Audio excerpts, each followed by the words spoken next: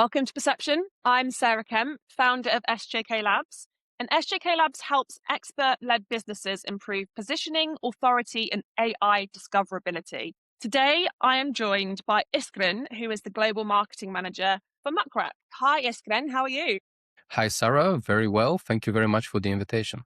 Coping in this heat wave that we're having in the UK at the moment. Yeah, the heat wave is everywhere around Europe. I think right now it's about almost 30 degrees where I am here. So, yeah. Oh, wow. Yeah, I mean, I think it's pretty close to where we are now, but I couldn't start the podcast in a heat wave without mentioning the heat wave because that's how British I am. But yeah, thank you for joining. And I am really excited about this conversation today, mainly because way back when, earlier in my career, I worked at Orkana, which was a media intelligence company acquired by Cision just after I left. But Iskren, who I met at a Muck Rack event a couple of weeks ago, is doing something that I find really exciting, as is Muck Rack.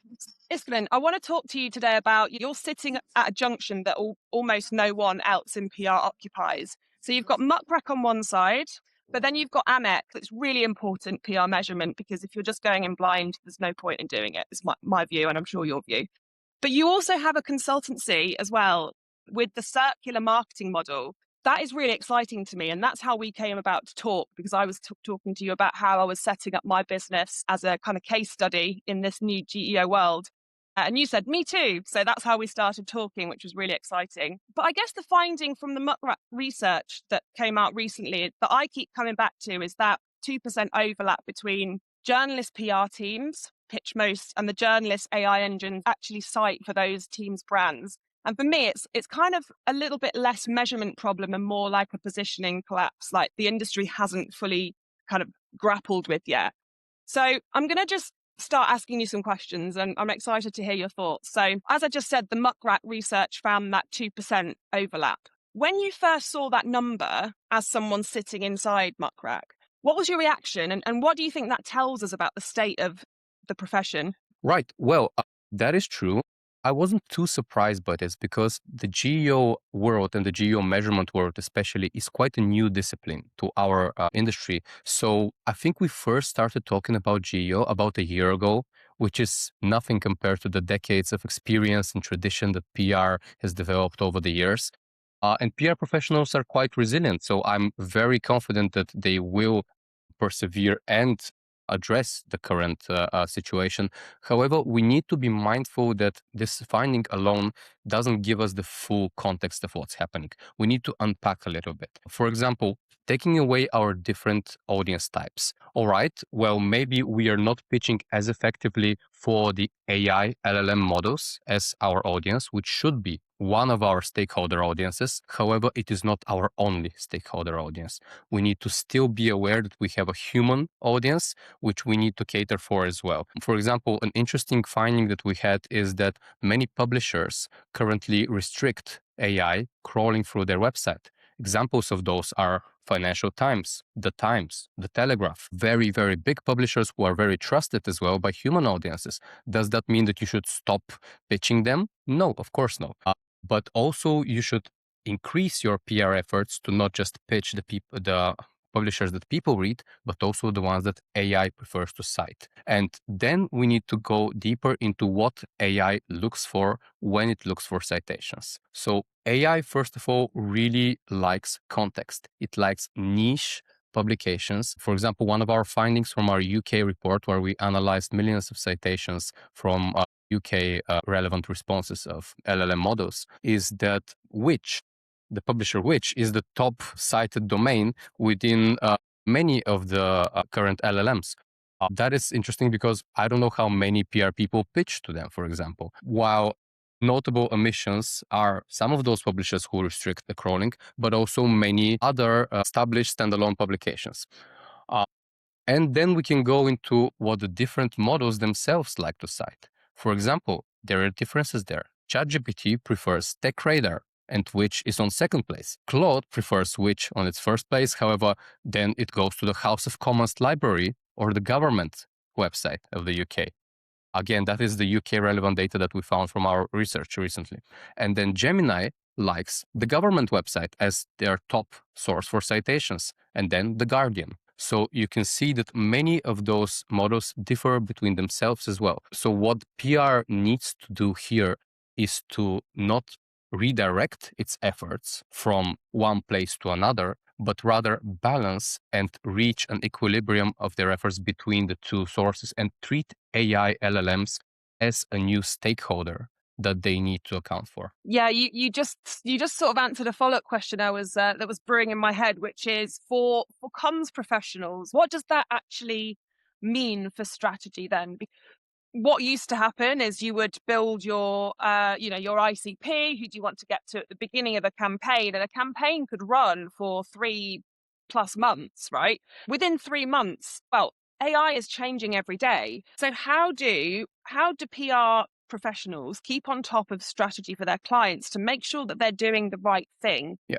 Well, that is the thing that everybody wants to know right now. And I don't think anyone has cracked it yet because AI changes so fast that the rules of what AI prefers, likes to cite, or does in general are changing every single day. So, what PR professionals need to do is they need to stay very well connected to the news surrounding AI to also get training into how AI works from the inside and as a technical point of view as well. Because if we get more technically proficient, we'll be able to better reverse engineer how to position our clients, brands, and our own work into the LLM responses. Currently, some advice that I can give right now as to that we've also endorsed at Muck Rack is that you should prioritize recency of your news and also publishers who are niche to your audience. If you are, for example, a car manufacturer, you need to pitch at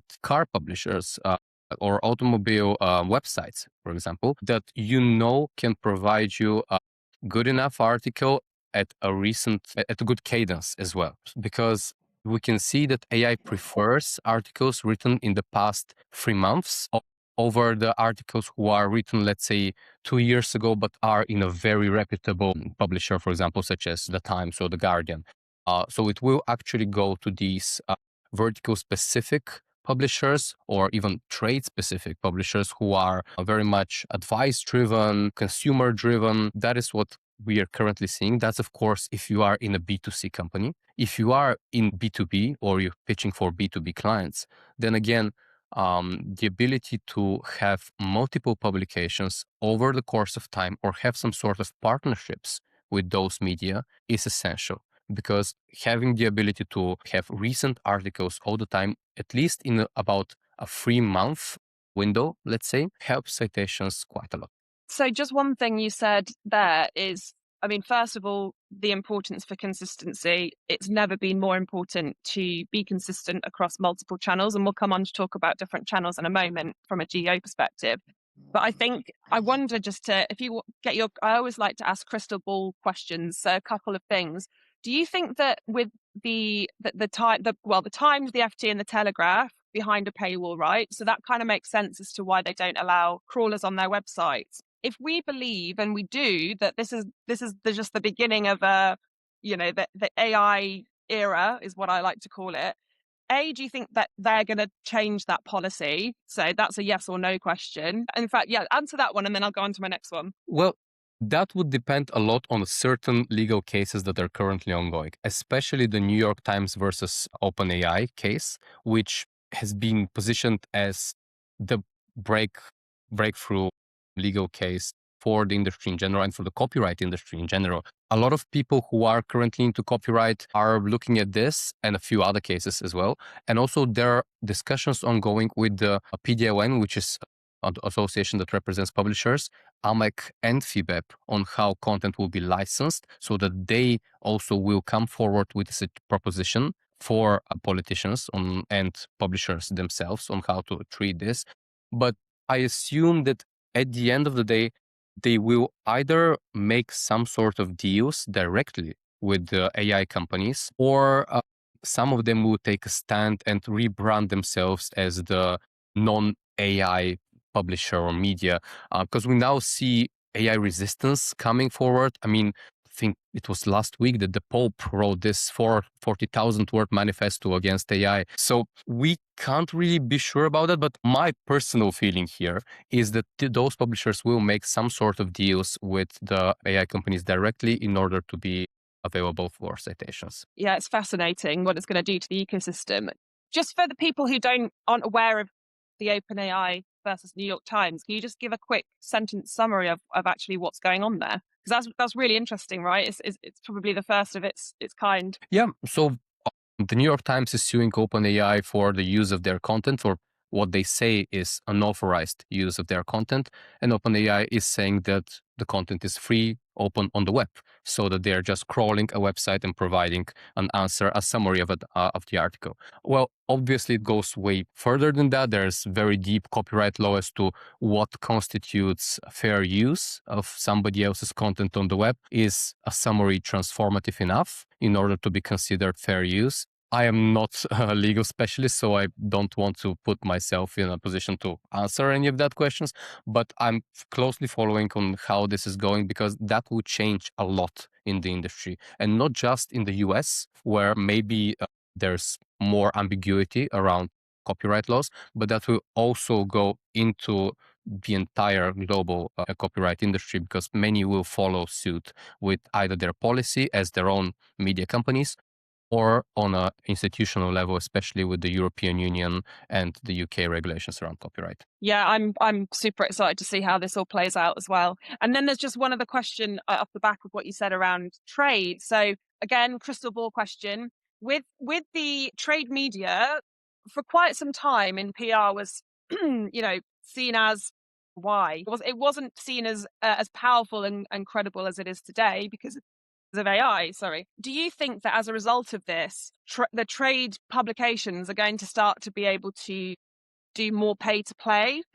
And the reason I ask this is because you said the word partnerships. And the reason I'm asking this question is if it's pay to play, is it as trusted as authority, third party credibility? So it's a bit of a nuanced question, but that's kind of where my mind went. And obviously we don't know the answer yet, but I as you know, as a professional in this world, I really sort of value your outlook into it. Yep, that's completely fair to think about it that way from a human perspective. From an AI perspective, however, because if you're pitching to a trade media right now, you are pitching in order to get into AI citations. That is their USP right now. That is what they are selling. And what many of them already know this and they know their value. However, many of them don't. And especially in maybe less educated markets around the AI search, that is definitely an opportunity now, because many of them don't know the value of what they hold in their media. But yeah, definitely it will change a lot when they understand that value, and they will probably try to capitalize on it and make it pay to play. However, if you're considering it from an AI point of view, does the LLM care if it's pay to play? Or are we actually able to surpass the LLM's check? Because as we found in the Muck Rack survey in the UK, 95% of citations are from non-paid media. And on the global survey, it's actually 99% of non-paid media. But does that constitute paid media at this point if they switch into a pay-to-play approach? And can AI notice that this is paid media? Because in my opinion, it wouldn't be able to, because it wouldn't be able to distinguish between a PR earned media article or a paid one if they don't explicitly write that somewhere. And I don't think they will, because that way they're giving away the power of it. And there is no legal requirement for them to do that at this point. Depends on different locations, but in most the locations, there isn't such a requirement. So I think that as those media are getting more aware of their impact on AI citations, they will try to get more out of it and they will make it a lot more pay to play. But that will actually be a way to reverse engineer the way AI cites these media right now. And I don't think that without the intervention of the AI companies and changing the way that AI cites, they would be able to notice it. Yeah, it's fascinating. My head's going off in all sorts of directions. Maybe we'll do a follow-up when some of these things have come to light a bit more. But I really want to talk about AMEC as well and measurement. So you were at the AMEC conference last week, and I just, while it's fresh in your mind, I want to understand what's the conversation on measurement like on the inside right now? What's it in the community? What's the consensus? And what I'd love to know is, what are the disagreements? You don't have to name names, but I'm sure not everybody's agreeing on everything at the moment. And I think that's a really interesting thing to dig into. Well, I'll start first with the agreements, then we'll go into the disagreements.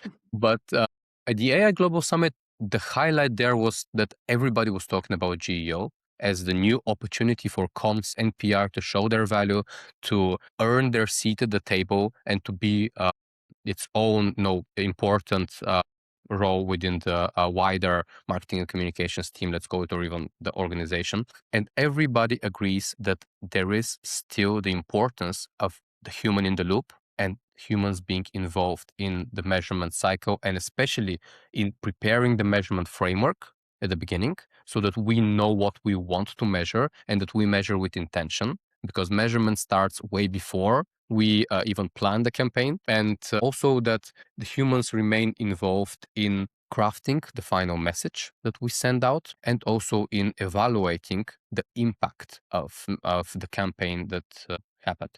Because we talk a lot about outcomes, but we are moving away from outputs to outcomes. That was the current move, but now we're moving into impact. And judging impact, having those insights, is the strongest capacity a human can have against the AI right now in this current stage of AI development, let's call it like that. On disagreements, I would say that there are different data points that are coming out as to how important AI is within the PR suite and within the audience buying decision, for example, how much AI influences audiences. There are very different research from different locations. There is a lot of difference from country to country as well. And one interesting finding that I heard there is that countries that we consider more technologically challenged, or further backwards in technological development, are actually way more likely to embrace AI fully and to be more AI ready in terms of their audiences and their practitioners there. We've noticed some. So one of the interesting findings that I remember from it is that the country with the highest percentage of population utilizing AI is Kenya, not the US, Mm. not the UK, not any of the traditional tech developed countries. It's Kenya, because countries like this are very proactive in educating their audiences. AI is democratizing access to information, is democratizing access to work as well. So that brings tremendous opportunities for people around the globe and for globalization in general to develop. So that was a point of contention within the community, and that also brings challenges in how do we measure a global campaign if all of these audiences behave in such different ways. What is the impact of our AI visibility, for example, across different locations? And how do we measure that? Because, okay, it's good to see that we have 70% AI visibility compared to our competitor, for example, but we risk that becoming the next impression metric. And my favorite AMEC quote from Professor Jim McNamara is that impressions are not the number of people you've impressed. So share of voice on AI is not the number of people who have actually been influenced by your campaign. So we need to be aware of how these audiences accept AI within different locations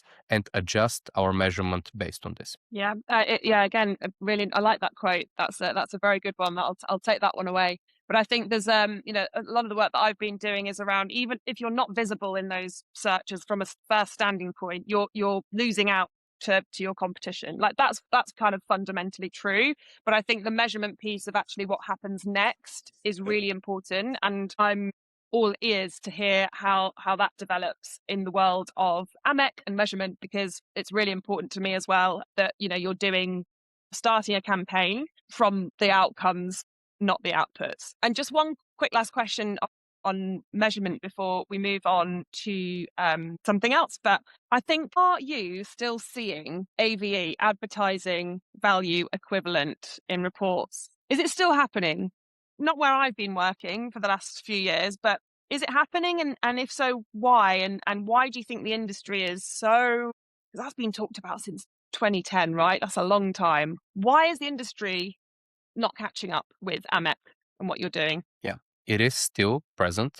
That is why Amex Wow. still has the pledge against AVEs on their website, and people are signing it. But no, my opinion as Comms Task Force lead of Amex here is that we shouldn't be the people going out and blaming people using AI, using AVEs. We shouldn't be militarizing our language against these people or shaming them for doing that. Because I think the gap here is more educational and more giving people the right resources to argue the case of more advanced measurement metrics. Because in most cases of AV use, the comms leader who has to include that in the report is actually very well aware that AV is not reliable metric for their performance and the value of their comms work. However, either their finance team or the board of their organization wants to see a money symbol next to their efforts. So they want to quantify in a monetary term how much the return on investment is. And it's difficult to shift that mindset from a monetary perspective to, for example, things like influence or other metrics which are difficult to quantify. They're more abstract as well. How do you defend a budget or an increase to your budget when you can only say, look, we've increased the brand's influence by these percentage points, but rather your CFO or CEO wants to hear how much of your budget was transferred into income for the company. And that is possible, but many comms professionals also don't know that it's possible and how to do that because it's not an easy thing to do.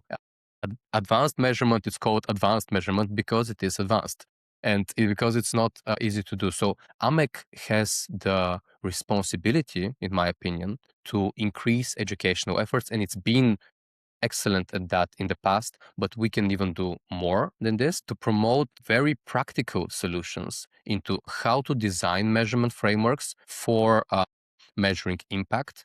I think one of the great resources that AMEC has is the Integrated Evaluation Framework, which is an interactive tool on the AMEC website in which free to use, everyone can go in there. That doesn't require any budget. Small, large, medium teams can use it. And it guides you step by step through the process of creating your own measurement framework in a way that prioritizes actually meaningful metrics for your organizations. Because nobody can give you a ready measurement framework. A measurement framework needs to be customized. It needs to be relevant to your particular organization and its goals. So we can't replace AVE with an absolutely similar but more quantifiable metric, again, more reliable, let's call it metric, because that doesn't exist. We need metrics that Yeah. work together, and we need, we need to shift perceptions within boardrooms that the way to measure communications is not simply by a dollar sign.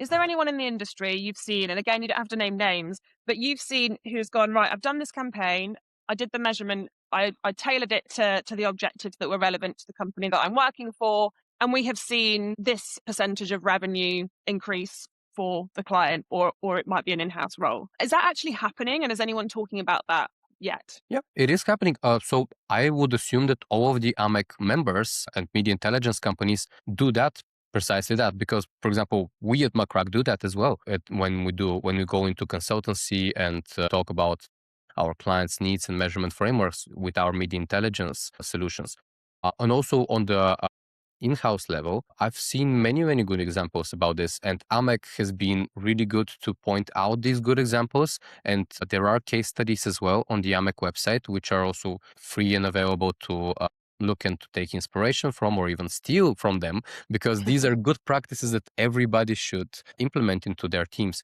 And again, I can't reiterate this more. This is not a budget situation. This is not a budget issue. You don't need a high budget in order to measure correctly.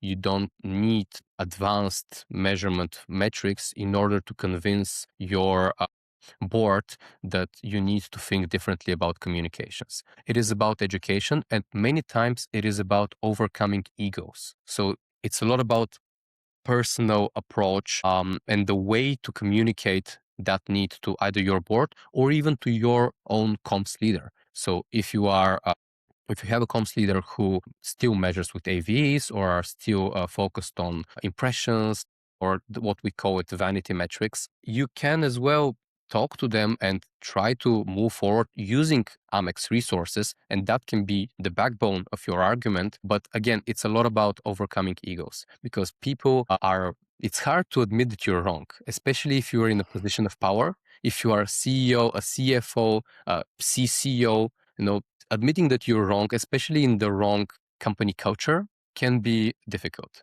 So that's a very complex thing, and that's something that happens slowly. So if you're a person who struggles with this and watches it right now, start from tomorrow slowly.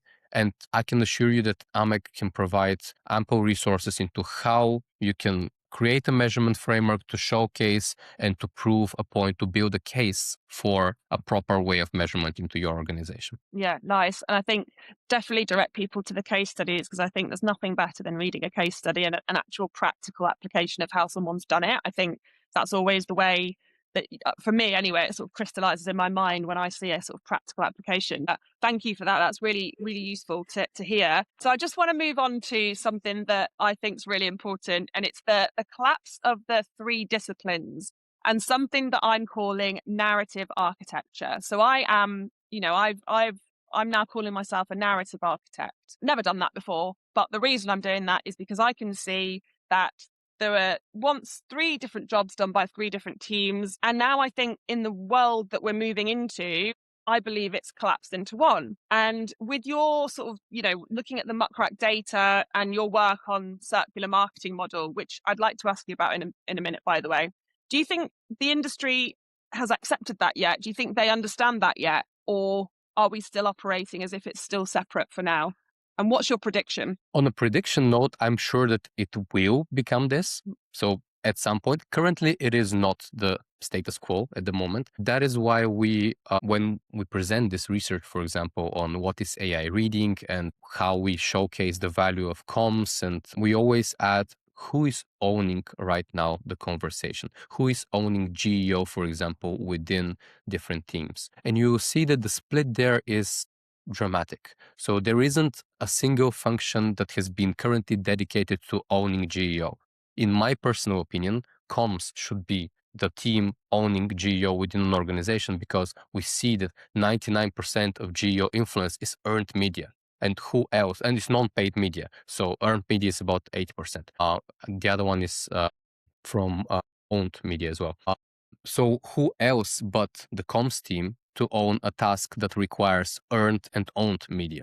However, that is difficult because of historical reasons. Of course, marketing functions and operations functions have long been able to prove the value of their work in a monetary way, what we talked about with AVEs as well. But marketing has always had the easiest access to metrics, because you can very easily measure campaign revenue, click-through rate, SEO as well, because we have the direct information from the search engines on how we are performing. In GEO, we don't have that, so we have to measure in a different way. But marketing teams argue that because they're able to prove this, they always get the bigger budgets as well, and they usually get the bigger influence, especially within larger enterprise organizations. That's why I think currently we see that within smaller and medium-sized teams, there is a push for this collapse of the three functions and becoming, more of a narrative architect and merging of AI, comms, and all of these functions,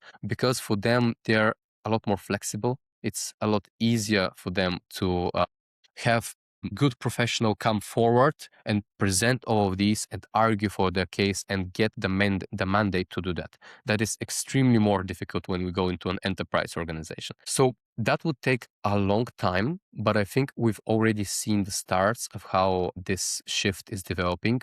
And because we're talking about earned, owned media as the primary driver of visibility in the future, narrative becomes the crucial point as well, as exactly as I said, narrative architecture of it. Consistency, we already discussed that. Narrative points, the way that we can connect through narrative with other humans as well is also very important, because people right now crave a lot of human communication, because they've been bombarded with AI slop as the word of the year last year.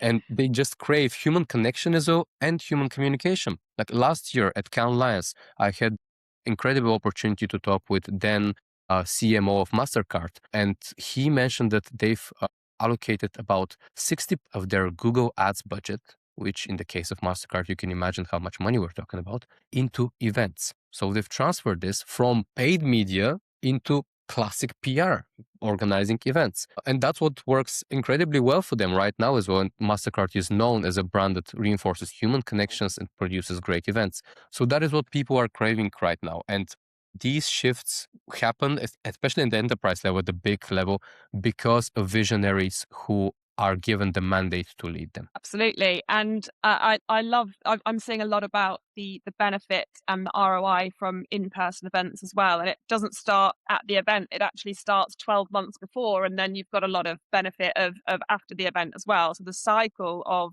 the ROI can be up to sort of 18 months while you're Yeah. planning the next one. So it's a really, really interesting shift that we're seeing back into, again, real life events. And the human led narrative for me is so important. So we spent a lot of time and a lot of years reading not just AI slop, yes, that is the buzzword of the moment, but also SEO, technical writing, where people were shoehorning words into articles that just didn't read well. And I never liked it. So I'm super happy that we're moving into an AI first world where human led narrative is becoming increasingly important. And as someone, I trained as a journalist and a writer in university, and then went into doing journalism, and then, fell into PR.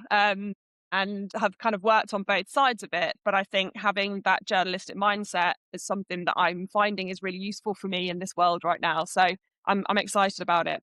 But moving on to tell us a bit more about the circular marketing model. Well, the main gist of the model and why I think that it should exist in the first place is that the current marketing funnel is not serving well in the age of AI, exactly by the same reasons that you said. So people are not following the straightforward path of top of funnel, getting educated, middle of funnel, being interested, and then making a purchase, because they get distracted along the way. They move from intention to purchase to middle to all the time. And there's so much noise happening right now within all media spaces, not just social, not just online, but the amount of noise that happens is that you can no longer be sure that this audience follows the path that you're intending to. You can no longer be sure that this audience trusts you and that you can have a loyal following or an audience as a brand at this point. Again, we talked about human connections, human personalities. I think right now influencers and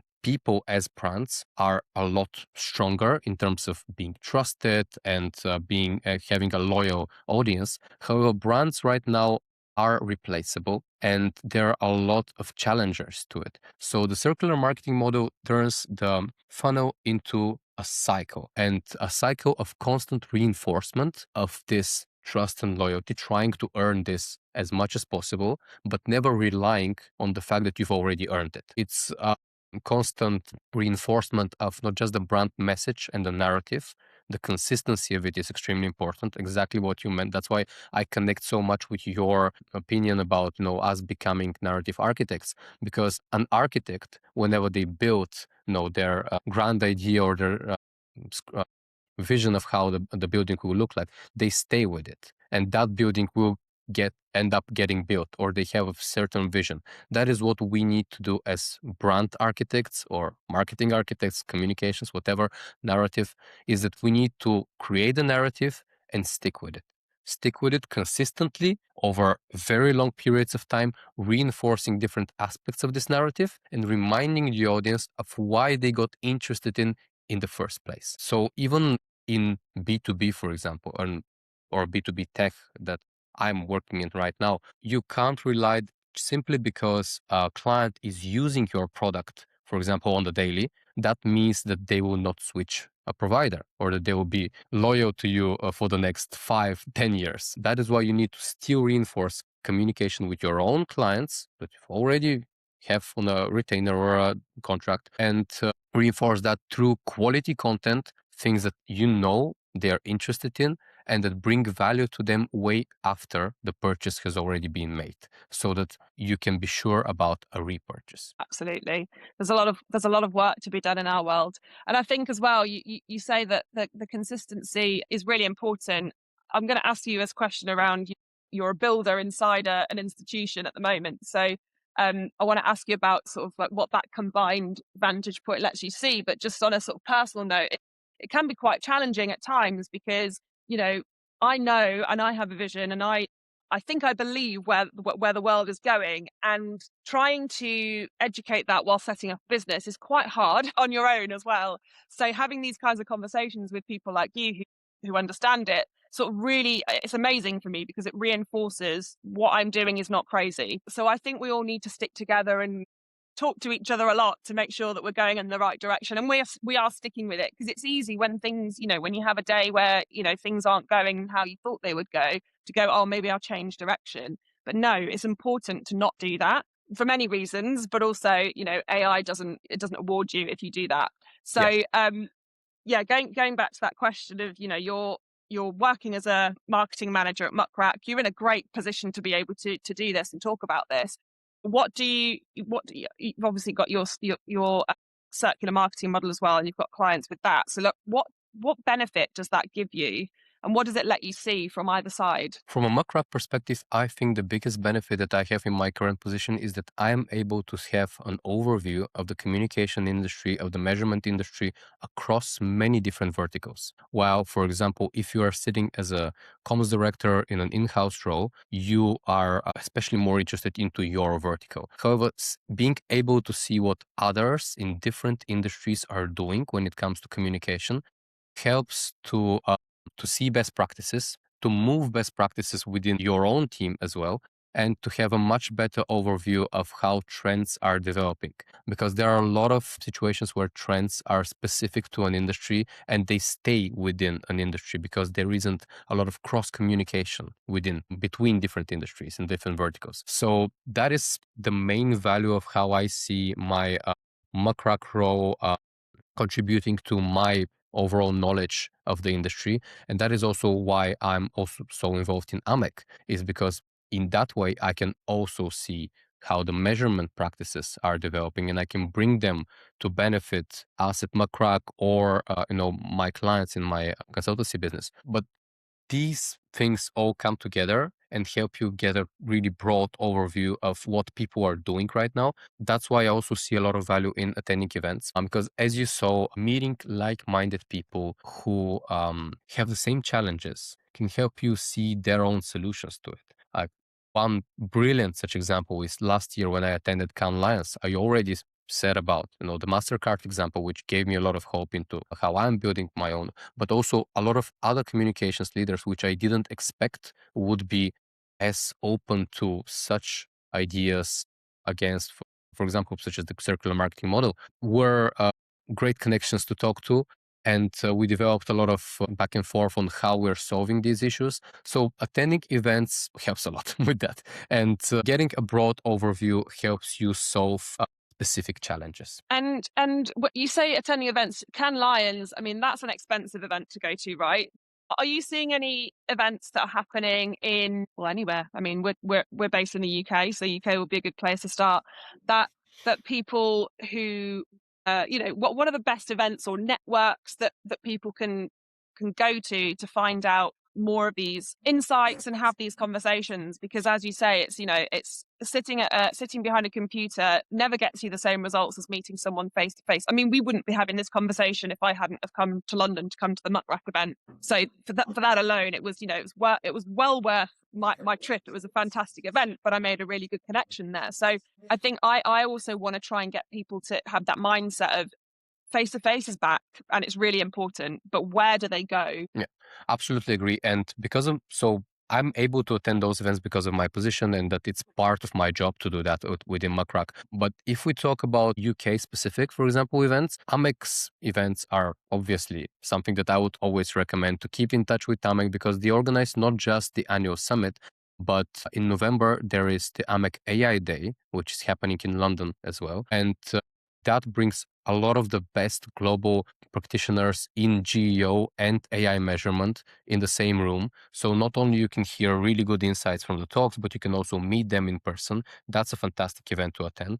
The PR Week measurement event, I would also say, if you're interested in measurement in the UK, I think that is the, outside of AMEC, of course, that is the single like measurement focused event that you need to attend if you need to choose one of them. So PR Week do really great events, especially if you are an in-house professional. The Incoms events, who are a sub brand of PR Week as well, are quite good. The PRCA, obviously, and I would also throw in the EACD, the European Association of Communication Directors. So especially if you are an in-house role or somebody who works, I think they also accept large agencies or mid-sized agencies as well. Their community is very strong because it is people in exactly those positions within either agencies or brands who are facing very similar challenges. And their community is quite tight knit, and it's very easy to talk to these people and to ask for advice. They have their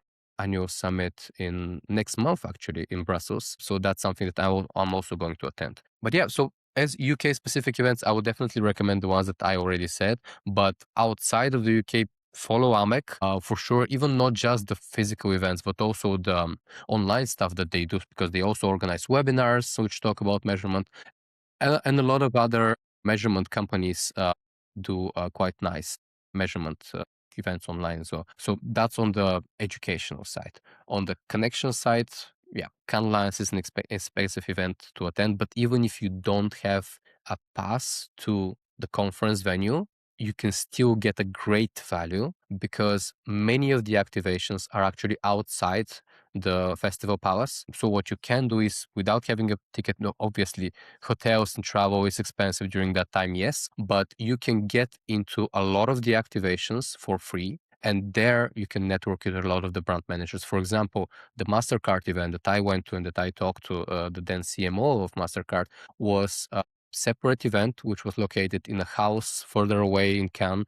And you just needed to apply at a publicly available registration form, and they approve you and you come. So if you are a comms practitioner, it is highly likely that they will approve you, or a marketing professional, and you get opportunities to meet really, really high level people who can help you with some advice or like a strong connection. That's incredible advice, because I don't think people would necessarily know that a lot of the good stuff's happening outside of the paid conference. So great advice. We're coming to the end. I just want to ask you one more question. And this podcast is called Perception. And I just want to hear from where you're sitting now, as which is at the intersection of data and institution and actual practice. How do you think markets actually decide now? Like, what's the real mechanism which a brand becomes one of the names AI puts in a paragraph? Very, very difficult question right now. But in my own personal opinion, I think it's by being authentic and consistent. And what I mean by authentic, because this word gets thrown around way too much than it should be, is having their own brand story and something unique within the brand, which gives them the reputation to be trusted. So trust is the key, and authenticity and trust, in my opinion, is the same thing. And they are very, very tightly related. Audiences right now are craving, as we already discussed, human connection, human authenticity, and something that they can trust. So if you are able to build your brand in a way that doesn't scream, we are a big corporation without a soul that just has a product, please buy from us, having that edge, that kick to it is extremely important. For example, what we've done with Muck Rack is that we have very strong research division for which we are very well known within both the PR and journalist world. And our research is what we lead with, is what gets us recognized and known for. And that is why I think you need to figure out something that makes you different from the competitors and stick to it consistently and authentically, and have it absolutely everywhere within all of your channels, not just earned, owned, paid. Every single channel should be immediately recognizable that this is you and your brand. Yeah, and I think I said to you last week when we caught up that For me, Muck Rack is the best example of modern campaign that I have seen. Unsurprisingly, because it's Muck Rack, right? But I think it is absolutely the best example. I see it everywhere. I see people talking about it that aren't really related to Muck Rack. I see the data points everywhere, really strong data points that make you sit up and take a look and want to download the reports. Yeah, I think I congratulated you on that last week, but keep going. It's exciting. Yeah, just wanted to say thank you for being a guest. It's been a really good conversation, and perhaps when some of these bits that you were talking about earlier have developed a little bit, we can have another chat and see where we're at. Thank you so much for the invite. It's been a brilliant conversation. Thank you very much. And I really hope that this doesn't age badly. And in a few months, we have a situation where none of my predictions came true and I need to defend why I said that in the past. Well, I'm building my whole company around it, so I really hope more than anyone. So yeah, but this is how confident I am, right? And I think we're good. I think we're good. But yeah, stranger things have happened. Let's fingers crossed. But yeah, thank you, Iskren. Have a good day. Thank you very much, Sarah.